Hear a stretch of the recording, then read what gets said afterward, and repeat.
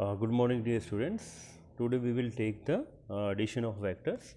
So इसमें देखेंगे बेटे आपकी addition of vectors कैसे करेंगे. तो फॉर एग्जांपल अगर आपके पास दो वेक्टर्स है, माना ये 4 सी ले लिया अगर हमने, 4 न्यूटन है और यहाँ पर ये भी 4 न्यूटन है या 8 न्यूटन है. ठीक है बेटे. तो इसका क्या आंसर आएगा बेटे इफ़ दे आर एडेड. तो क्या आएगा, अगर ए वेक्टर है और ये बी वेक्टर है तो रिजल्टेंट क्या आएगा बेटे इसका, रिजल्टेंट. ठीक है, रिजल्टेंट ए बी. इसको ऐसे लिख सकते हैं. रिजल्टेंट वेक्टर मीन्स इसका नेट वेक्टर क्या आएगा, नेट क्या आएगा. तो क्या आएगा, ये 4 + 8 इज इक्वल टू 12 न्यूटन. वो क्यों, because both are in the same direction. ठीक है, इसको लिख से कैसे हैं, R vector is equal to vector A plus vector B. तो ये क्या आ जाएगा बेटे, दिस इज 12 न्यूटन. अगर माना यही बेटे ऐसे है कि अगर इस डायरेक्शन में 4 न्यूटन है और इस डायरेक्शन में 8 न्यूटन है बेटे, okay, then what will be the resultant. लिखेंगे ऐसे बेटे इसको, A vector plus B vector. तो इसकी वैल्यू क्या आएगी, 4 - 8. क्या आएगा ये बेटे, इट विल बी -4 न्यूटन. ठीक है बेटे. It will depend upon the direction, कि अगर डायरेक्शन एक साइड में तो ऐड हो जाएंगे, अगर डायरेक्शन ऑपोजिट साइड में क्यों हो जाएंगे, they will be subtracted. But बेटे ये तो ठीक है, बट कई बार क्या होता है कि जैसे फॉर एग्जांपल एक जो वेक्टर आपका इस डायरेक्शन में है और एक इस डायरेक्शन में है, ये दो वेक्टर हैं. ठीक है, तब इनको कैसे ऐड करेंगे, दैट इज़ ए प्रॉब्लम. तो इसको सॉल्व करने के लिए बेटे हमारे पास कुछ लॉज ऑफ दिए गए हैं, लॉज हैं टू फाइंड द रिजल्टेंट, वो आज हम करेंगे. तो उसको कैसे, सो बेटे अगर वो दोनों एक लाइन में नहीं हैं और वो डिफरेंट डायरेक्शंस में हैं, तब हम उनका कैसे रिजल्टेंट फाइंड आउट करेंगे, वो हमें दिया गया है ट्राइंगल ऑफ वेक्टर एडिशन से. माना ये वेक्टर आपका है, क्या है, दिस इज़ वेक्टर पी, आपको नोट्स में भी दिया गया बेटे. और ऐसे करके एक और वेक्टर है, जो वेक्टर है क्यू वेक्टर. ठीक है बेटे. तब इन दोनों का अगर रिजल्टेंट निकालना, और रिजल्टेंट मीन नेट क्या होगा, तो वो कैसे निकालेंगे, it is solved with the help of triangle of vector addition. इसमें क्या करेंगे बेटे हम, कि एक वेक्टर जैसे पी क्यू, इसको रिप्रेजेंट कर देंगे हम इन this way, P Q vector. ठीक है बेटे, ये पी वेक्टर है और इसको ए है और ये क्या है, बी है. ठीक है बेटे.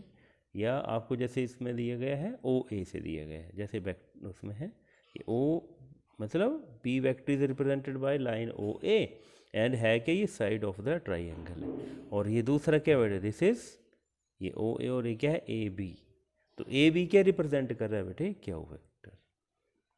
तो अगर देख रहे हैं तो बेटे ये क्या बन गया, the sides of A triangle. क्या बन गई बेटे, ये ट्राइंगल की साइड्स बन गई.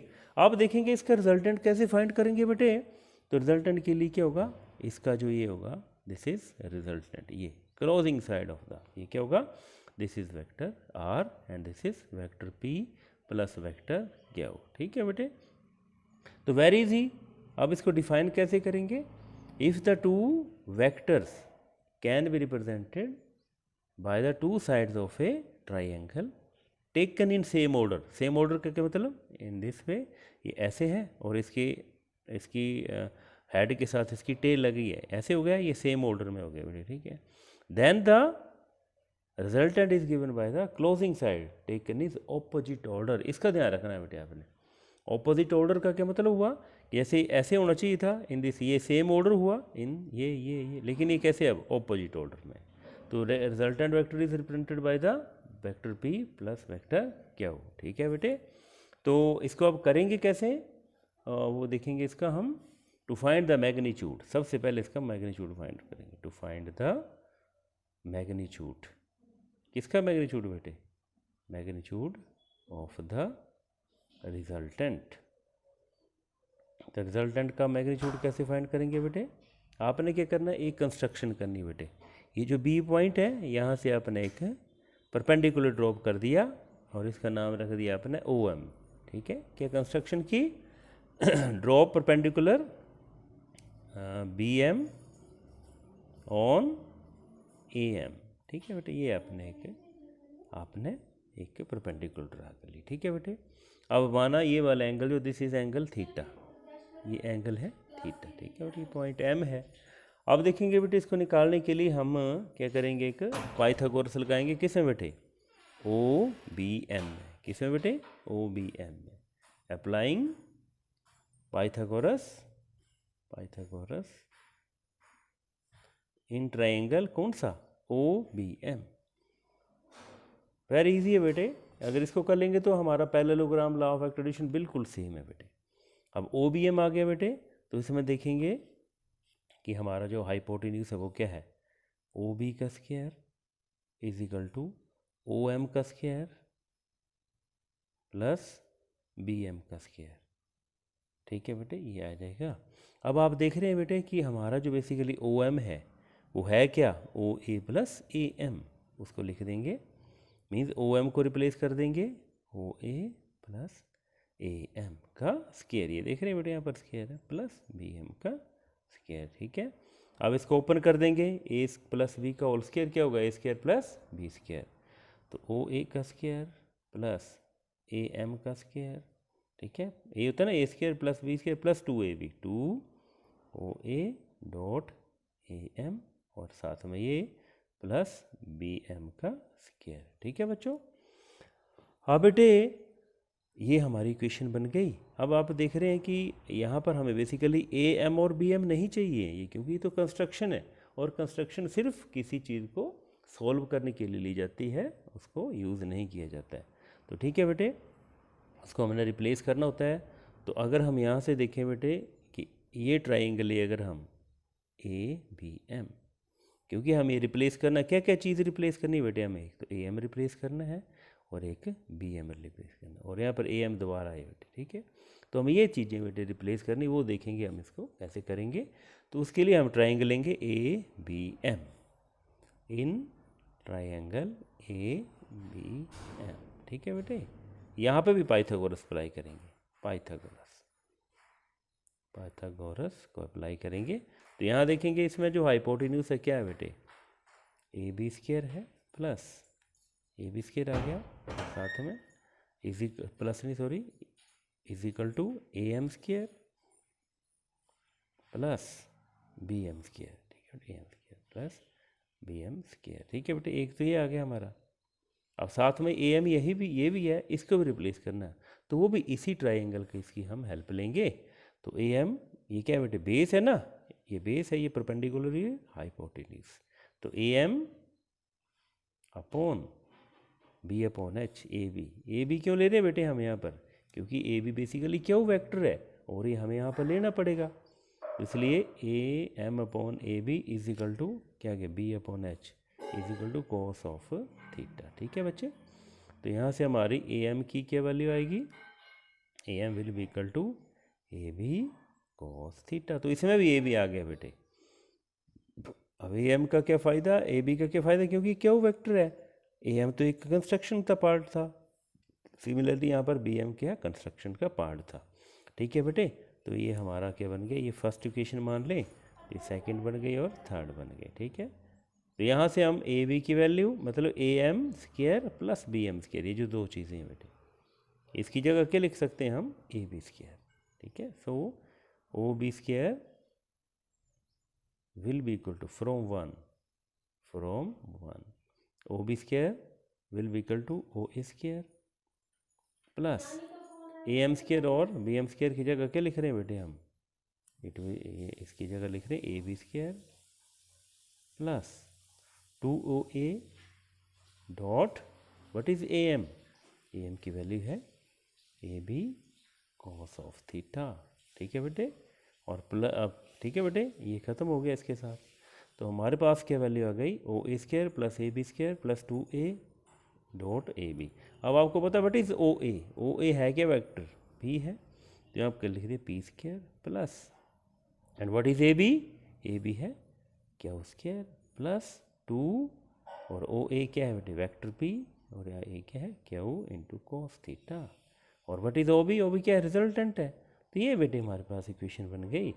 और अगर आर लेना हो तो क्या होगा, P square plus Q square plus to P Q cos of theta. तो ये इन दिस वे ये अंडर रूट हो जाएगा। ठीक है बेटे, तो ये हमारा बेटे basically the magnitude of the, this is the magnitude of the resultant of vectors P and Q when they are making angle theta with each other. ठीक है बच्चों, अब इसमें एक और ध्यान रखना है कि अगर रिजल्टेंट वेक्टर पी के साथ एंगल बना रहा है बीटा, ठीक है बेटे, बीटा एंगल अगर वो रिजल्टेंट के साथ बना रहा है, क्योंकि अब हमें इसकी डायरेक्शन फाइंड आउट करनी। ठीक है बेटे, how to find the direction, ठीक है बेटे। तो डायरेक्शन के लिए अब to find the direction, to find the direction of resultant, कि रिजल्टेंट की डायरेक्शन कैसे फाइंड आउट करेंगे। ठीक है बच्चों, to find the resultant of direction.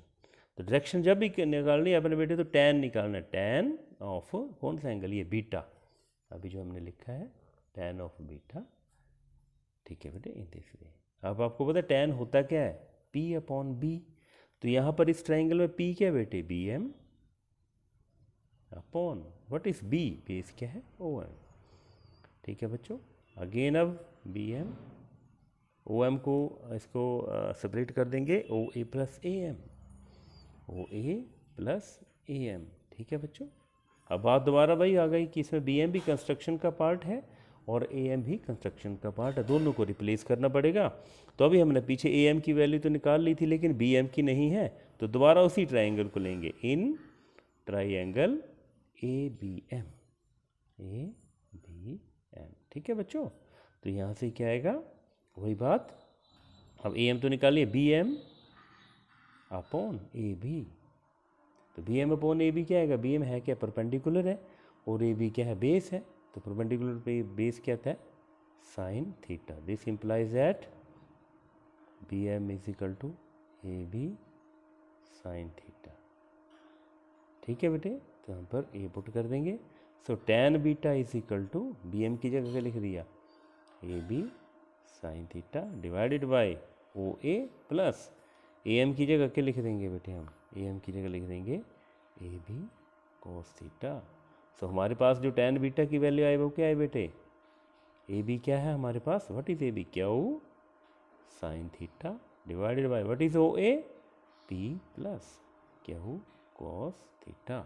सो ये बेटे हमारे पास this is the direction of the या एंगल मेड, टैन बीटा क्या है, beta is the angle made by the resultant with the vector P. तो I think it is very much clear to you.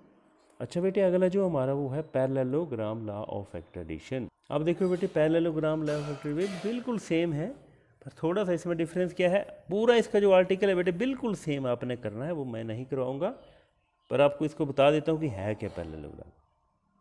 इसमें भी वही है कि आपके पास दो वेक्टर्स हैं पी और, सेम वैसे ही पी और क्यू दो वेक्टर्स हैं, making an angle theta with each other, एक दूसरे के साथ एंगल थीटा बना रहे हैं बेटे। ठीक है, अब इसको कैसे सॉल्व किया है कि वहाँ पे ट्राइंगल था, अब ये दोनों वेक्टर कैसे रिप्रेजेंट करेंगे, they are represented by the two sides of a parallelogram. तो पैरेललोग्राम बनाना है बुनियाद, ये वैसे ही करना आपने, इसका नाम दिया है आपने, दिस इज ओ ए, ओ ए। ठीक है बेटे, और दूसरी साइड क्या हो, जो दिस इज क्या वेक्टर। ठीक है, और इसको दिया है नाम ओ बी। ठीक है बच्चों, तो means what is O A, this is vector P, and what is O B, this is vector Q. ठीक है बच्चों, दिस इज वेक्टर क्यू। तो अभी भाई बात आ गई कि पैरेललोग्राम के दो वेक्टर्स आ गए, ये two vectors can be represented by the two adjacent, adjacent क्यों बोलते हैं, क्योंकि साथ साथ वाली दोनों इसकी क्या है, साइड्स हैं। तो देन आपने क्या फॉर्म कर लेना, एक पैरेललोग्राम बना लेना। ठीक है, ऐसे करके ये है आपने पैरेललोग्राम बना ली। ठीक है, इसका नाम लिखिए आपने सी दे दिया। ठीक है बच्चे, बिल्कुल सेम है पहले वाला, पर थोड़ा सा लिखने में इसमें अलग है। तो इसका जो बेटे रिजल्टेंट होगा that is given by the, क्या है ये, diagonal of the parallelogram. What is this, diagonal, and written by R vector is equal to vector P plus vector Q. ठीक है, लिखना वैसे ही है बेटे आपने, R vector is equal to vector P plus vector Q. ठीक है बेटे, तो यहाँ से बेटे आप देखें इसको लिखना कैसे है, डेफिनेशन कैसे बनानी है। If the two vectors can be represented by the two sides of a parallelogram both in magnitude and direction, इसमें सेम ऑर्डर नहीं आएगा बेटे, both in magnitude and direction, then the resultant is given by the diagonal of the parallelogram taken from the same point। ठीक है बेटे, पूरी calculation वही होगी बेटे, यहाँ पे जैसे C है, यहाँ पर आपने एक क्या बना दिया, सेम वैसे ही दिस इज M, एक परपेंडिकुलर ड्रॉप कर लिया, ये क्या होगा, थीटा होगा बेटे। ठीक है, तो इसका भी सेम आपने बिल्कुल जैसे वैसे किया है, बिल्कुल वैसे ही, कोई इसमें डिफरेंस नहीं है। बस यहाँ पे जैसे वो पॉइंट बी था, यहाँ पे पॉइंट सी लिखा हुआ है, बस आपने देखना C M perpendicular on A N, ठीक है। बाकी बिल्कुल सेम आपने पाइथागोरस निकालनी है, सेम आपका रिजल्ट आएगा, R is equal to P square plus Q square plus 2 PQ cos of theta, बिल्कुल सेम बेटे, कोई भी डिफरेंस नहीं है।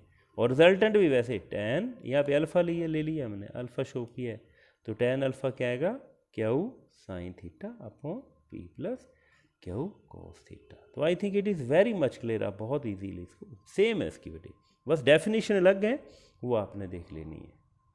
तो बेटे अब तो ये है कि अब polygon law of vector addition है कि अभी तो हमने दोनों केसेस किए, तो हमने रिजल्टेंट फाइंड आउट किया कि जब हमारे पास दो वेक्टर्स थे। लेकिन अगर हमारे पास दो से ज़्यादा वेक्टर है, फॉर एग्जांपल अगर ये इसमें ये ए वेक्टर है, ये क्या है बेटे आपका, एक और है बी वेक्टर है, एक और ऐसे करके सी वेक्टर है, और एक और है डी वेक्टर है, कि अगर आपके if you have more than 2 vectors, ये दो वेक्टर से ज़्यादा है, तब हम इसका रिजल्टेंट कैसे फाइंड आउट करेंगे, तो वो अब इसमें that is given by the polygon law of vector addition. Polygon means number of sides.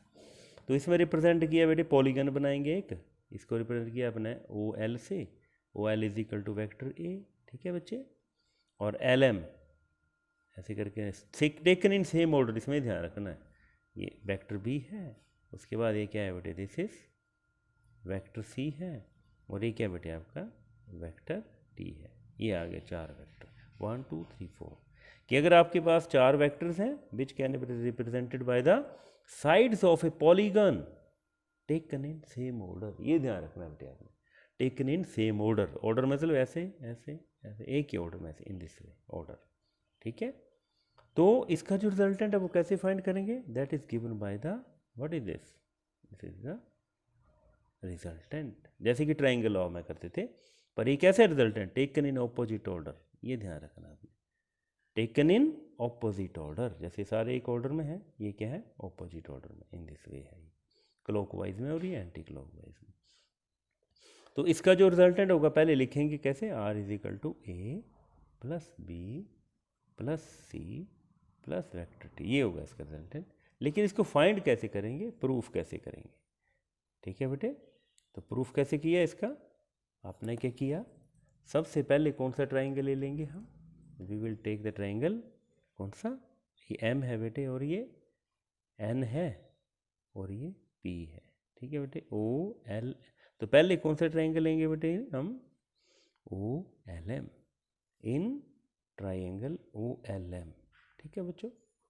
तो ओ एल एम में आपको पता है कि रिजल्टेंट क्या होगा बेटे, ये वाला होगा ओ एम।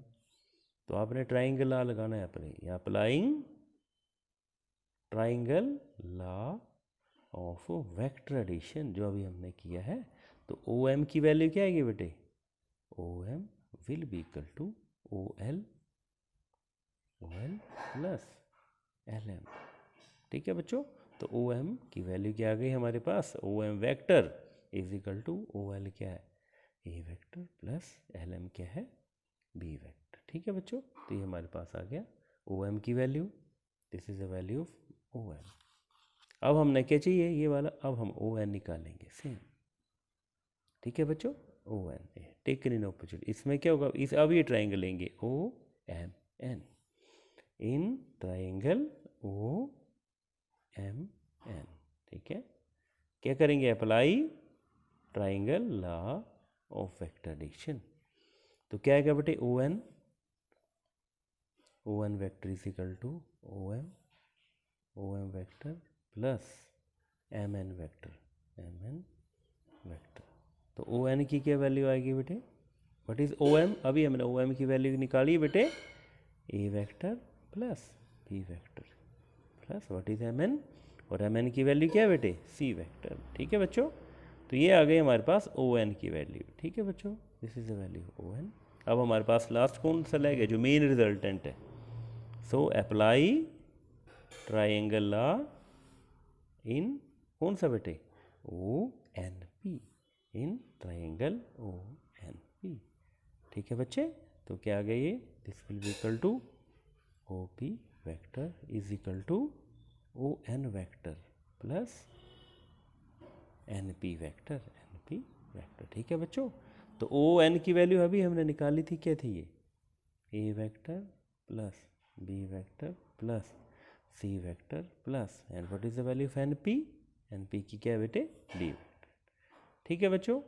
तो यहाँ से दिस इज द रिजल्टेंट। तो ये this is the polygon law of vector addition.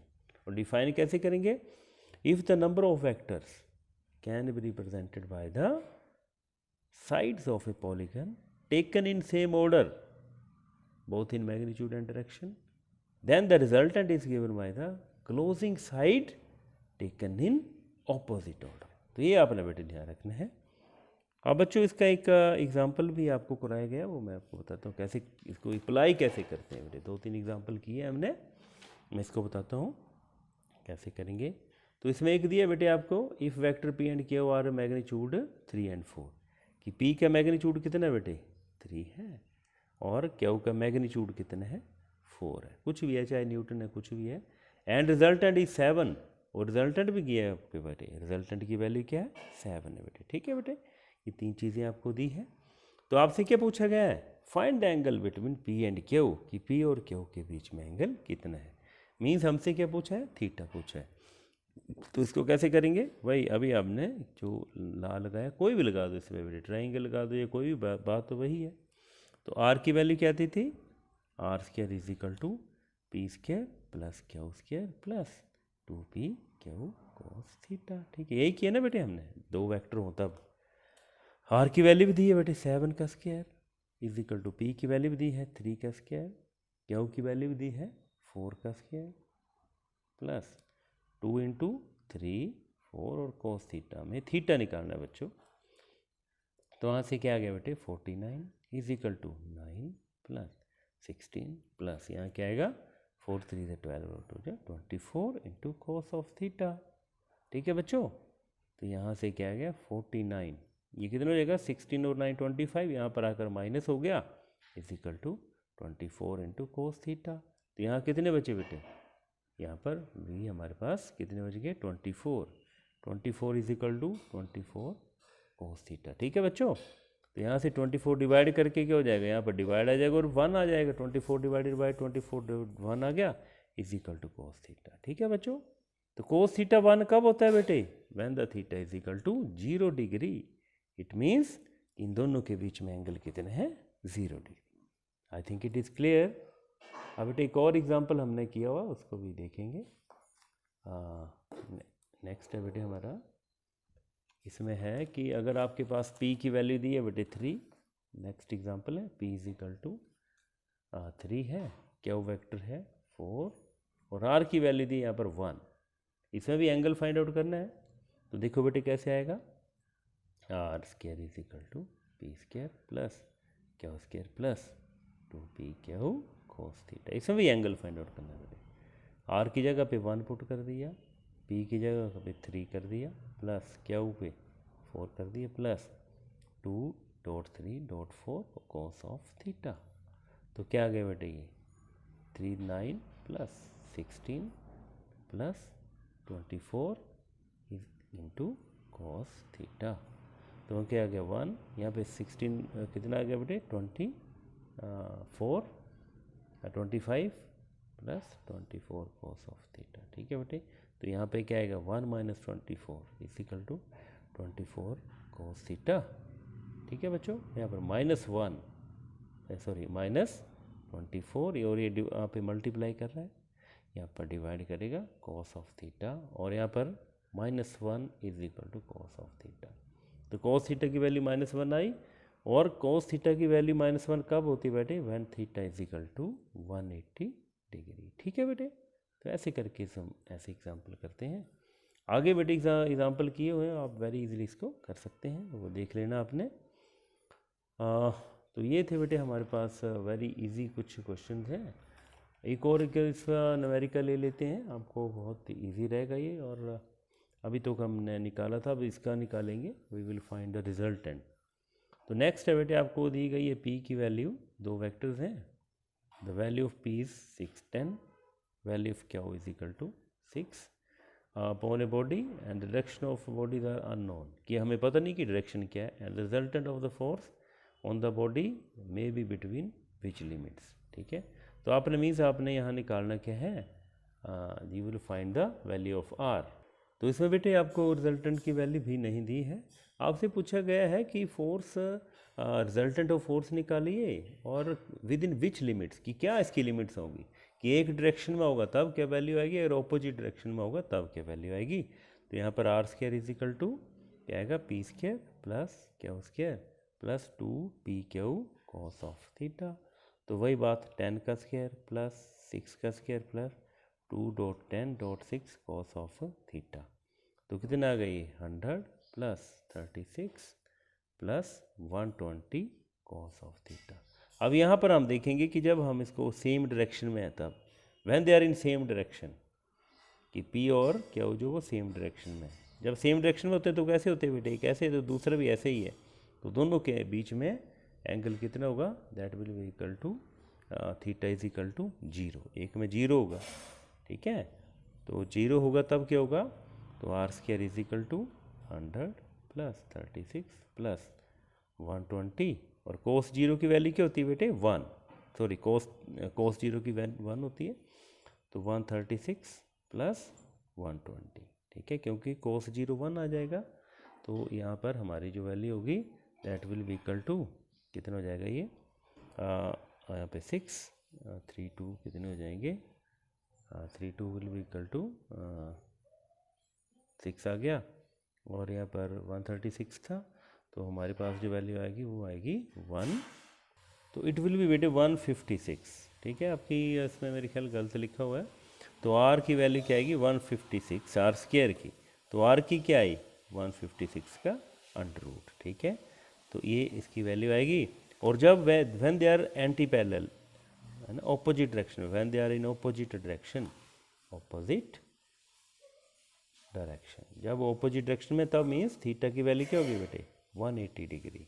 Opposite में वही होता है ना, कि एक अगर इस डायरेक्शन में है और एक इस डायरेक्शन में, पी और क्यू। ठीक है, ऑपोजिट डायरेक्शन में तब उनमें वो थीटा 180 होगा, तो मीन्स आर की वैल्यू क्या आएगा, are square is equal to 10 square plus 6 का स्क्वायर प्लस 2 10 6, और यहाँ पर कितना होगा -1, तो कितना आएगा बेटे 100 प्लस 36 प्लस क्या आएगा 120, और यहाँ पर -1, तो ये माइनस हो जाएगा, तो 136 माइनस 120।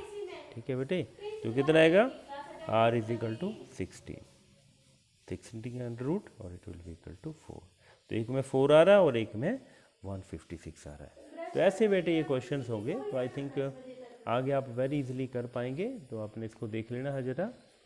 एक और मैं उसको भी कर देता हूँ।